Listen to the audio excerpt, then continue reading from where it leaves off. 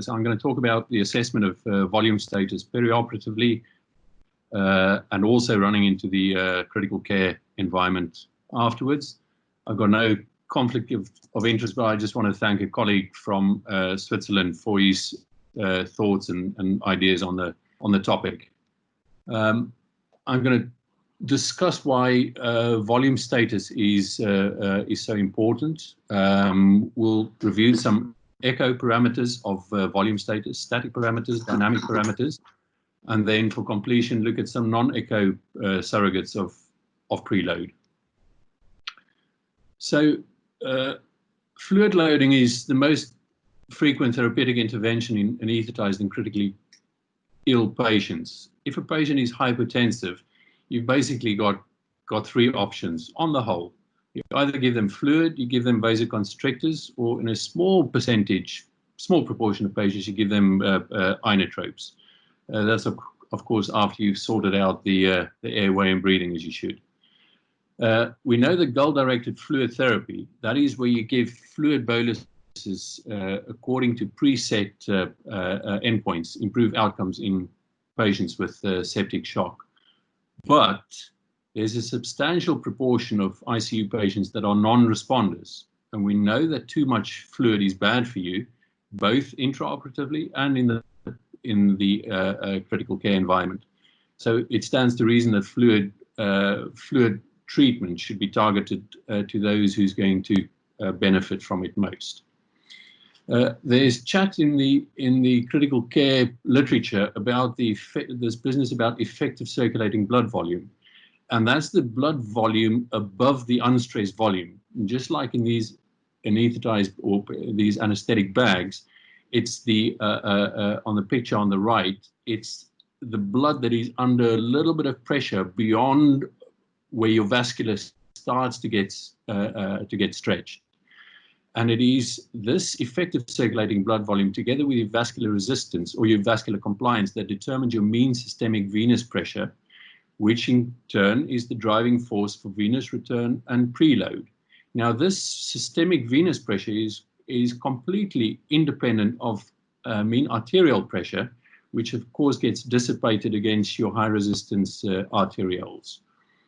So in someone with sepsis, you can have a double whammy. Not only is there leakage of intravascular volume due to increased capillary permeability, but also there's a reduction in vascular compliance. So not only is your petrol tank larger, but it's in absolute terms emptier. So you've got an absolute on top of relative hypovolemia.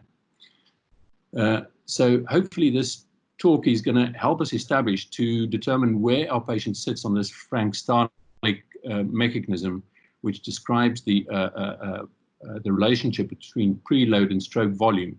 So are you on the steep part of the Starling curve where a given increase in preload causes a substantial increase in stroke volume, or have you moved further along the curve where the similar sort of increase in preload only gives you a small increase in stroke volume?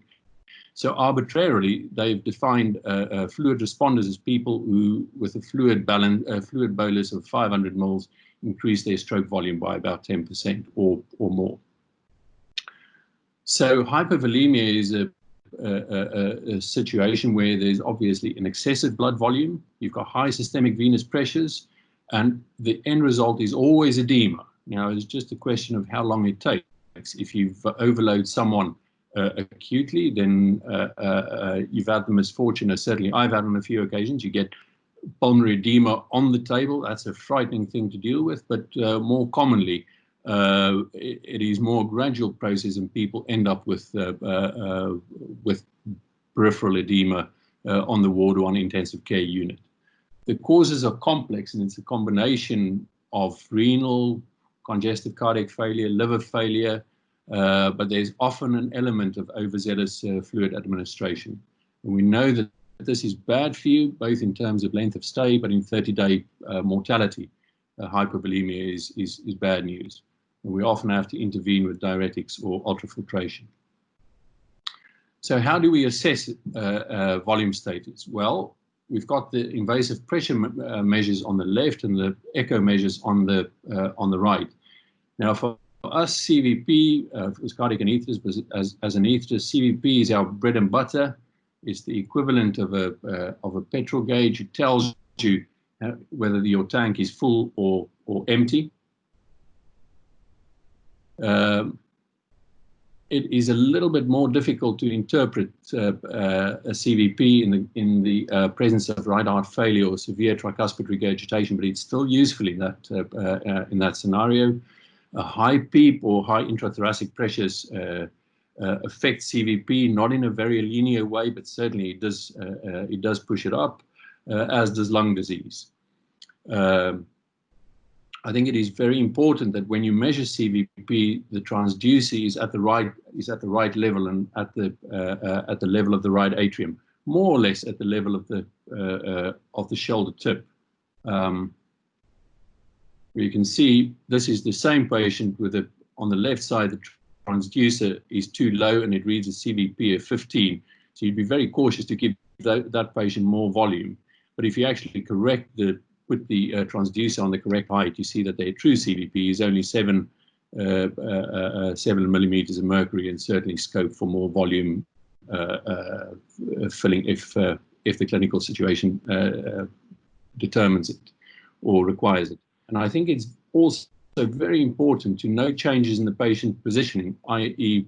if the patient goes head down or for whatever reason head up, so that anyone who looks at your chart afterwards can understand that changes in CVP that you record is in relation to factors other than just volume placement. It could be due to patient positioning. Just get back to that. Okay, and then we've got our echo measures. We can look at the interatrial septum, whether it's mobile. We can look at the size of the inferior vena cava at end expiration. And we can look at the size of the left ventricle at end diastole. And all those measures will give you the likelihood that the patient is likely to benefit from further fluid volume. Now, focused cardiac ultrasound has really brought point-of-care echo into the armamentarium of all acute care physicians, amongst others, anesthetists and critical care physicians. It's all based on the FATE protocol thought out by Eric Sloth, and that is to look at the heart through 3 transthoracic windows, the parasternal and the apical windows to look at the size of the left ventricle, or to look at the subcostal window here to look for the size of the inferior vena cava. In cardiac surgery, we can look at the ventricle during the size of the left ventricle during surgery, and as I'll show you now, it's a fantastic intraoperative monitor, and it is something that is rapidly, I think, moving out of the preserve of cardiac anesthetist and into major anesthetic, major non-cardiac anesthetics and intensive care. A bit more about that later. So normally the interatrial septum is nice and mobile, and on the picture on the left you can see it's flopping during the cardiac cycle between the left and right atrium. That shows a normal left atrial pressure, whereas on the right side you can see the interatrial septum is bowed constantly towards the right atrium, and that indicates a high left atrial pressure. So we can look at the left ventricular cavity size or volume, and we can measure that in 1 dimension. We measure the LV diameter in two dimensions if we measure the area, or in 3 dimensions if we measure the volume. So a small body or a small LV cavity can be due to the fact that you're just dealing with a small patient. It can be due to the patient having a hypertrophied ventricle and a small ventricular cavity, or it can be due, what we're interested in, if the patient is hypovolemic.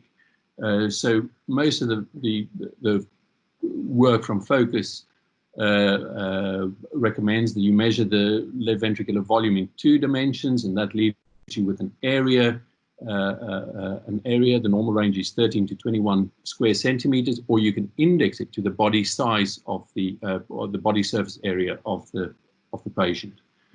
And this is just a demonstration. The hallmarks of hypovolemia is a small left ventricular end diastolic cavity, and they talk about papillary muscles kissing. And you can see this and that papillary muscle are almost kissing during systole.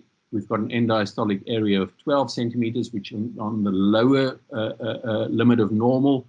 And then very nicely after filling, you can see how the papillary muscles move apart, and you can measure the end diastolic area, and it's now sort of towards the normal or towards the upper end of normal. So it's a very visual thing, and you can see it in front of your eyes.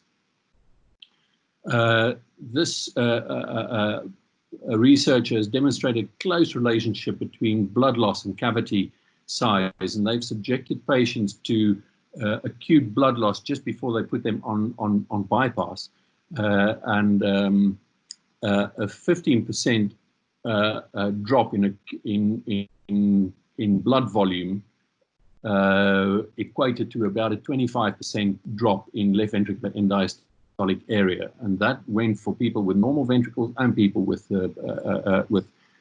abnormal ventricles, with impaired ventricles. So you can really track it over quite a wide range of volume.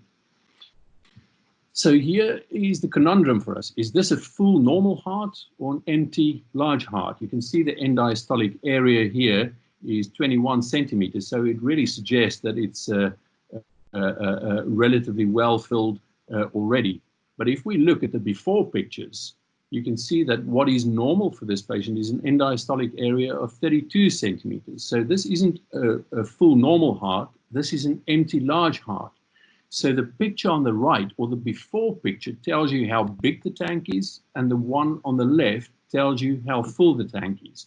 And that is the beauty, but also the limitations of static parameters. If you don't know what is normal for that patient, then it's very difficult to make just like CVP, it's difficult to make a judgment on a single value, unless, of course, that value is very low, in which case you say, yeah, there's room for more filling. So to overcome those limitations, we can look at dynamic parameters, and there we use variations in stroke volume due to breathing or due to a passive leg raise, or we can look at IVC collapsibility in response to sniffing or in response to positive pressure ventilation. All these things can tell you where on the curve your particular patient sits. To understand what is going on there, it just helps to quickly review the respiratory variations of ventricular filling. So let's take a spontaneous breathing patient. If you breathe in, there's a drop in intrathoracic pressure, an increase in venous return, an increase in your right ventricular stroke volume. Because of the ventricular interdependence, there's a drop in left ventricular stroke volume. Now, these changes can be very accurately assessed by Doppler echocardiography and forms the basis of to determine if someone is likely to be fluid responsive, and it also forms the basis for diagnosing things like tamponade. In practice, in theatre, we would look at the arterial trace, and a combination of a swinging arterial trace and a low CVP almost always means that the patient is hypovolemic. You've got fancy monitors that can look at that stroke volume variation and put a figure to it, and if the stroke volume variation in an anesthetized patient is greater than 14%, then that's got a very high positive predictive value that the patient is going to be a fluid responser and is likely to benefit from more volume. You can also do this with echo, and you can look at the left ventricular outflow tract velocity or velocity time integrals, and a variation of greater than 12% predicts volume responsiveness. Similarly, you can look at the response to a passive leg raise, and that means taking someone from a 45 recumbent position, putting them flat and raising their leg by 45 degrees. This transfers about 300 to 500 mils of blood to their central venous compartment, And if in response to that you get an increase in stroke volume or LVOT velocity time integral of greater than 10%, then those patients are fluid responsive. If they are, you give them fluid. If they're not, you just tilt them sitting back up, and at least you haven't volume overloaded them. Finally, I just want to talk about the IVC collapsibility index, and that is the response of the width, the diameter of the IVC in response to the patient taking an active sniff. And as you can see, during the patient sniffing, the IVC collapses. So you take your maximum diameter of your IVC, you subtract your minimum diameter, and you divide that by your maximum diameter, and the cutoff is 40% to predict that you've got a CVP.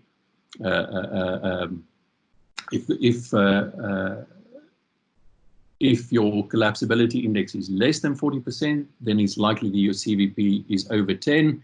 If you've got a collapsibility index, as in this case, of 67%, then it's very likely that your CVP is less than 10 and that you are likely to be a fluid responder. Relative good sensitivity and specificity.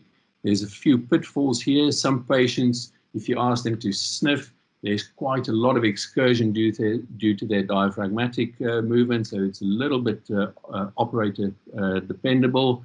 Or in the lower picture, if you see a pulsatile, non-collapsible IVC, then you're probably looking at the wrong place, and you're looking at the patient's aorta rather than their IVC, and you've just got to aim a little bit to the side. You can look at the distensibility. The collapsibility index is for people breathing spontaneously. The distensibility index is for people on a ventilator.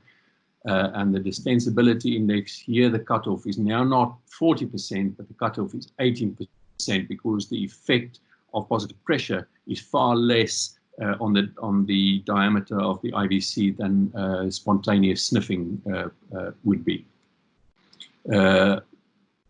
Is it any good? Yes, it's got a good sensitivity and a relative and a very good specificity in mechanically ventilated patients. Just consider there may be conditions where you have a low preload despite high CVP. This chap's thorax is full of blood, but it's not sitting inside the heart. A lot of it is sitting outside of the heart. So even despite a high CVP, the patient has a low preload and needs more fluid. This is really fine print, but there's a tiny proportion of patients who's got abnormal systolic motion of their mitral valve, and that mitral valve may obstruct your left ventricular outflow tract. You often see this in patients with HOCM, and even though their afterload is high, if you increase the preload, then you can open up the ventricle and reduce some of the afterload, whereas the picture on the right shows a patient with fixed high afterload due to aortic stenosis. And clearly you can't do anything about that fixed afterload. So just to summarize, I think one wants to take a stepwise approach. Context is everything. You know, if the CVP is low, there's a swinging arterial trace, and there's 1.5 liters of blood that's appeared in the suckers or in the drain, patient is hypovolemic. That is for sure. Static parameters are more useful if you know what is normal for that patient. If you haven't got static, if you don't know what is normal for that patient, then dynamic parameters can help you to determine where on the curve the patient sits. And I think it's useful to put it all together to decide if you need more or less volume. I'm happy to take questions now, but just to say that if you want to learn more about focused echo, go on the Intensive Care Society website, and I think there is work afoot, collaboration between the Intensive Care Society and the Association of anaesthetists to look at how we can bring focused transesophageal echo into the armamentarium of general anaesthetists. And I think, hear more about that from the association later this year. So thank you very much for your time, and I'm happy to take questions.